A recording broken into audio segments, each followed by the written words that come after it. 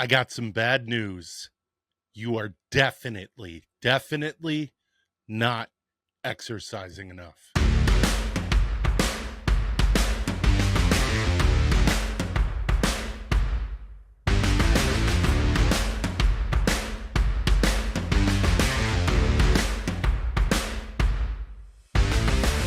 Hey, what's going on? What's going on? My name is Michael Sahno, and welcome to the Sea and Land Fitness Podcast. This podcast, of course, is brought to you by Sea and Land Fitness, home of professional tactical fitness. So head on over to www.sandlfit.com. That's www.sandlfit.com and check out what we got to offer you in order to make your professional tactical fitness journey a reality.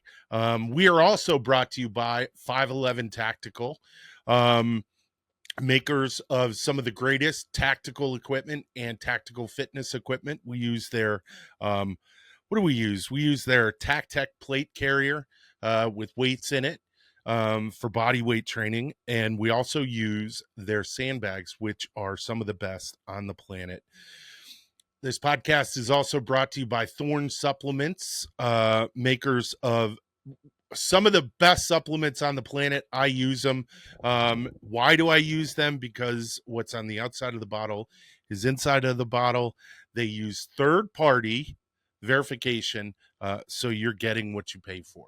And then finally, we are also brought to you by RDX Sports, makers of some of the greatest combat sports equipment on the planet. We use them in our programs for our focus pad knee raises. I use a couple pairs of their gloves for training with Muay Thai.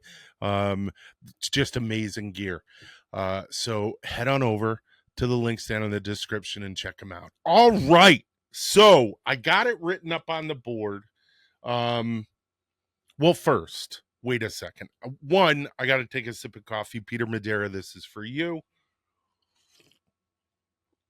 Two, this is my second taping of this episode because the first taping, I had an enormous booger in my nose and, and I had to redo it. So I was, you know what? It was kind of a blessing, and boogers as a blessing in disguise. It was kind of a blessing in disguise though, because I don't know. I was so whipped yesterday. I was like, oh yeah, and this is why you got it. And I just had no energy. And today I feel a little more sprightly. So yeah, I feel better, and I'm glad I'm redoing it. Yeah, booger free for the viewing audience. If you're listening to this on audio as a podcast, then yeah, you were booger free before. So anyways, let's move on from that. All right, this episode I am here to kind of stake my claim in refuting a piece of health advice that is routinely given out. So the American Heart Association, they give out a prescription for activity. And the problem is that this prescription for activity is given out by doctors and is usually given out, usually given out to people who are obese or overweight. No, those are two separate things. There is overweight and then there's obese. And a lot of times what they'll do is they'll, occupy that safe space and say, hey, you need to get outside 30 minutes a day, or you need to engage in 30 minutes of activity for heart health. And I am going to call bullshit on that. That is garbage. That is such a low prescription for one. That's a low prescription for maintaining a body weight. unless you are rigorously tracking your calories, tracking your intake, doing all that stuff. I'm so let me rewind. Hold on, another sip of coffee. So the doctor will tell you two things, and I'm gonna get myself digging a hole right here. So the doctor and the nutritionist will tell you two things. They will say, 30 minutes of exercise at a minimum a day, and you want to eat, you want to do the math equation so that you're taking in less calories than you're using. That way you can lose weight. And I don't think that's where it stops. That's where they end it. That's where they stop giving you any advice, and they'll give you a referral to a nutritionist, but they will never give you a referral to a fitness coach. And I was online the other day, over the past couple of days, doing research into this. And who is it? Harvard, WebMD, and the Mayo Clinic. They all said, no, Harvard and WebMD said 150 minutes a week, which equates to 2.5 hours of exercise a week. I'm sorry, that's not enough. And I know this is going to piss a lot of people off. A lot of people are going to, 2.5 hours, I have trouble enough finding, a half hour. And that's basically what it equates to, doing a half hour 5 days a week. That's 150 minutes. And that's bullshit. And why do I think this? So I was in Chipotle, and I overheard a conversation, and the gentleman, really, really great gentleman, was talking about his struggles. He was talking about calories, and he was like talking about how he could eat what was in front of him because of the caloric load that it was going to put on his daily intake. Okay. It was how many calories I can eat, this many calories today at this meal. I won't go over. And that's a shitty existence. That's a really difficult existence. You don't get, because you have to think about this. This is important. You absolutely have to think about this. Think about the psychological stress of counting calories. Anyone who's counted calories knows the psychological stress when they're freaking hungry and they're close to or over their calories and you can't eat. You restrict yourself from eating. And that's wrong. When you're hungry, you need to eat. What I suggest is, okay, so there's a couple of what I suggest. Oh, I built that up, didn't I? Another sip of coffee. Hold on. Well, yeah, what I suggest is if you are hungry, eat. If you are going to eat, ensure that you're eating. Everyone likes to use the term whole foods, and that's actually problematic if you look at it in the way that the body uptakes nutrients. That was a big thing, big noise on my computer. But if you look at the way the body uptakes nutrients, and you look at traditional meals across time, across societies, across cultures, they were always a mix. Why were they always a mix? They didn't really have nutritional science. Well, they did, but it was like nowhere near in depth, chemistry wise, the way it is now. But they knew that if you ate groups of foods together in a meal, let's say, trying to think, A meal that I love, pad thai. Pad thai has, I get chicken pad thai. It's got chicken, it's got vegetables in it, it's got noodles. It is a good mix. It is a good mix of assorted macronutrients, nutrients, vitamins, minerals, and everything that you need. A good rule of thumb is, and I heard this from a nutritionist at the University of Florida, and she said, try to put as many, excuse me, try to put as many colors on your plate as you can. I'm not talking about Fruit Loops, guys. Oh God, I love Fruity Pebbles. But you know, the reds of peppers or tomatoes, the browns of a good sauce, the white of rice, the tan color of noodles, the different colors depending on what meats you have, and all of that it's going to give you this punch, this nutrient bomb that's going to go inside your body and go off and distribute all the nutrients that you need. But that's what I think you should do. It's one of the reasons why I love pizza so much, is because you can go and get a boboli and you can put vegetables and meat and cheese and all this other kind of stuff on it and really just vary it up and take in a lot of nutrients all at once. Someone's going to say, yeah, but I'm not talking about going to Sam's and getting the Meat Lovers or Domino's. But I mean, there are healthy options at Domino's if you were to get a pizza and just get, a wide variety and assortment of toppings. So, but anyways, I'm going down a rabbit hole on that. So my thing is, rather than count calories, rather than worry about your intake,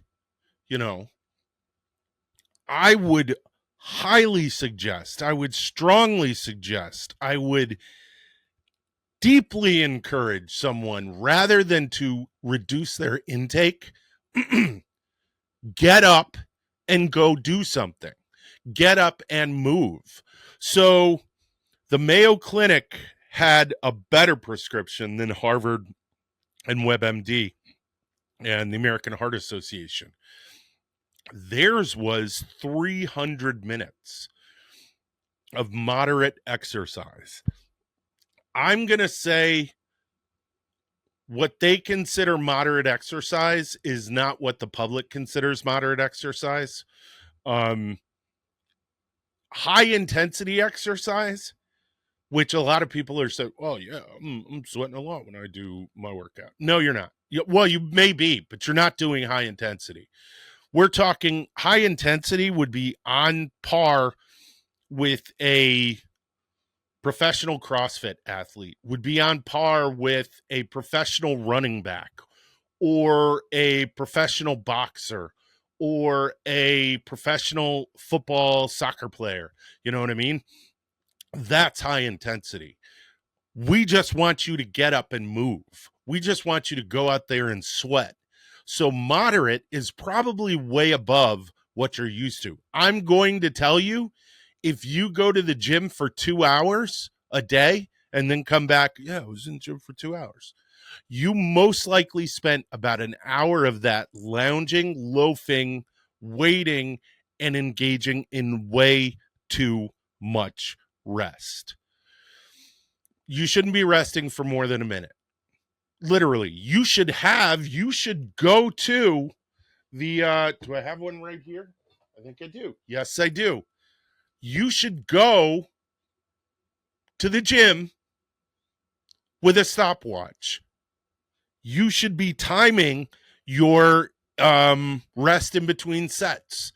I strongly suggest you do 1 minute between sets if you're doing strength training. Then between exercises, let's say you do 3 sets of 10, that's 1 minute in between each set. At the end of that, you rest for 2 minutes and then go on to your next exercise. Because you want this continued movement. You want to be in a heightened state of activity, and you want to be doing this over a period of time. I do this thing because I started getting into Muay Thai. I'm heavy, so I am finding that my muscles aren't strong enough to move me around nimbly like I want to. Like, I'll watch videos on YouTube of these amazing Muay Thai fighters, kickboxing, and I'm like, I want to do that. And then I go in the backyard, try to do that. I'm like, oh my God, that hurts so much. Oh, I think I pulled something. My hamstrings are so angry with me right now. It's not even funny. So what I found was this, it's called the pendulum step. And I do a modified pendulum step because if I do the pendulum step too long, I'm very heavy. I'm a big guy. I'm 6'1". I'm about 275 pounds, and I want to get down. I want to drop about 50 pounds. So that's where all this is coming from, is experience and my degree in applied physiology. I'm able to, meld the two and say, hey, there's a problem. This is what I'm going to do to fix it. And the solution I came up with is more movement. We got to move more. We have to move longer for more days. So back to the pendulum step. So this pendulum step is, you ever seen boxers just dance around and hop around? So basically that's what I do. And I have this really great interval clock that I got off Amazon, because I'm not paying Rogue $160 for a clock that size. Instead, I'm going to pay $40, which I did, and I'm happy I did it because it's great.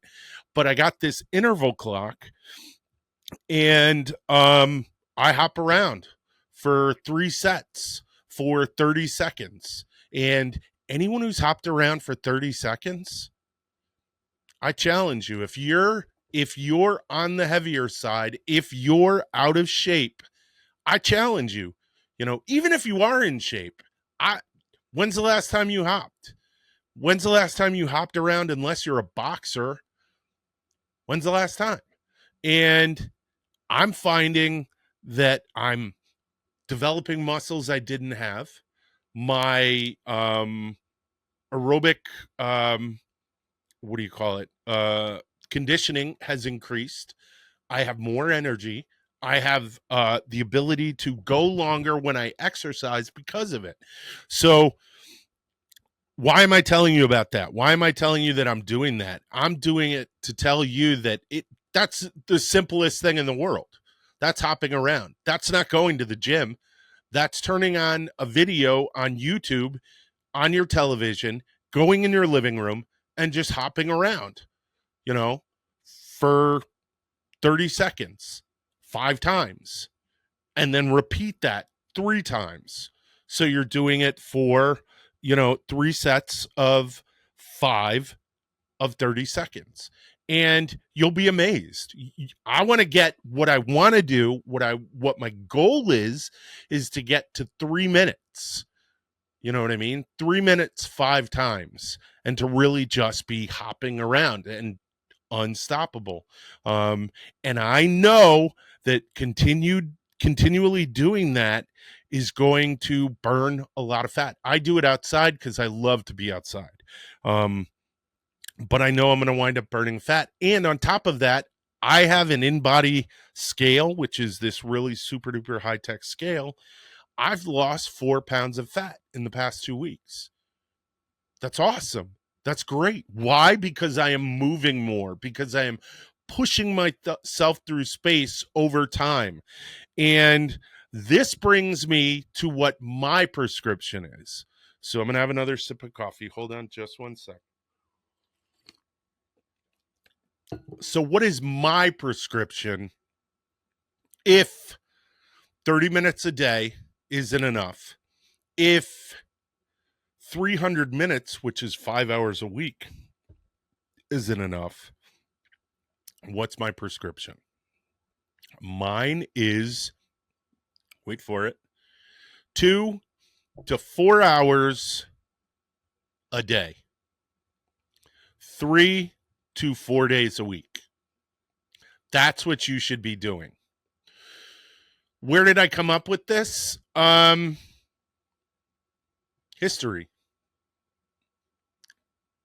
Historically, we did not have cars and desks. Okay. So most work was done on our feet. Most work was done getting to work was on our feet. We look at the Wild West and we see horses in the late 1800s, but in the cities in the 1800s, people walked to work. And a lot of times they did not live near their work. They had to go quite far because there was segregation of the different populations based on where they came from in Europe. And that could be also not even in the same town. They had to walk to another town.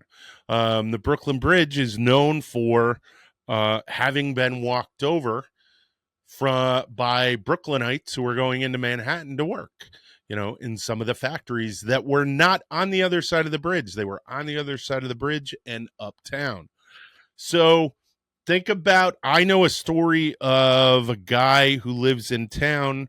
His family, his grandfather used to walk, what is it, 25 miles, 25, 30 miles on Monday. No, Sunday night. Show up for work, stay there, and then on Friday night, walk that same 30 miles back home and spend the weekend at home. So we need to move more. We need to move like our ancestors. And I don't mean our ancestors, way back 10,000 BC. I mean our ancestors like 50, 60, 70 years ago. Not that long ago. So I've just given you what seems like an impossible task. I want you to work out for 2 to 4 hours a day, 3 to 4 days a week. So that's actually not as impossible as you think. There is a lot of free time. It doesn't all have to be done at the same time. Let's say you wake up in the morning and you like my hopping idea, all right, which I'm going to be putting out a program that has all of the stuff that I'm doing for Muay Thai conditioning. Let's say you like that idea and you say, you know what? I'm going to get a timer. I'm going to go in the backyard on my patio and I'm going to do that in the morning.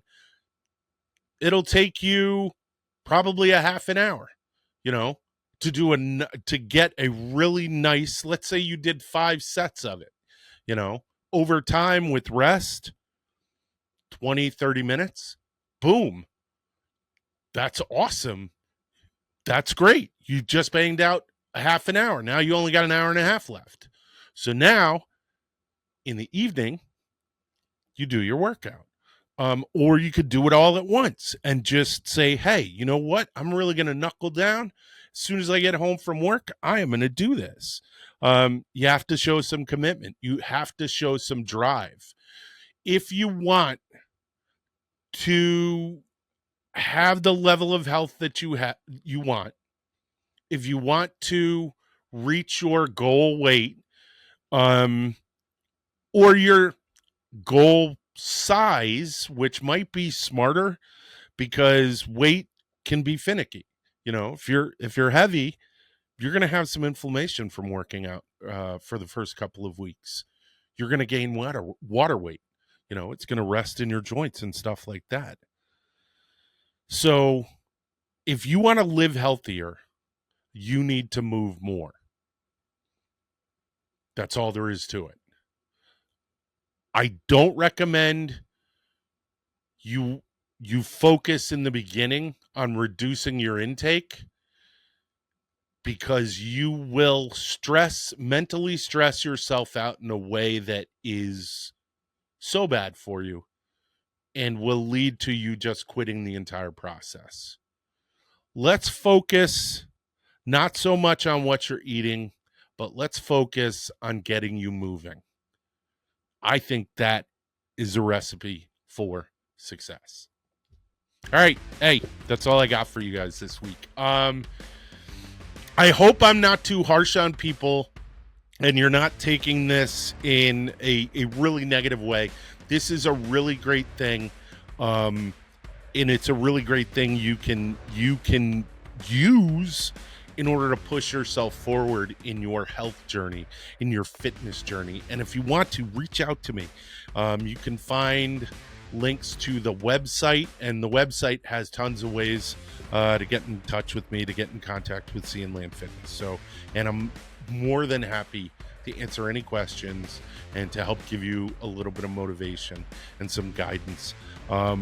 So head on over to www.sandlfit.com. That's www.sandlfit.com. And check out our programs. We got a ton of programs for individuals who want to go into the military. We got our tier 3, our tier 2. It's $9.99. We got a free sandbag program, which you can just use. We have great gear. I have a ton of stuff for you a ton of tools for you to use in the store to help you exercise. And we got some cool merch like this hat and this patch. Head on over there and check it out. And again, thank you to 511 Tactical for helping sponsor this video. Head on over to the link in the description and check out all of their gear. Thorne Supplements, thank you so much. We have a dispensary on the Thorne website. Link is in the description below. Everything in my dispensary you can get 10% off. If you're cruising through the Thorne website and you see something, hey, I want those electrolytes to go, I want that sleep stuff, let me know. I'll put it in the dispensary, okay? And everything in my dispensary is 10% off. And finally, RDX Sports, you guys rock.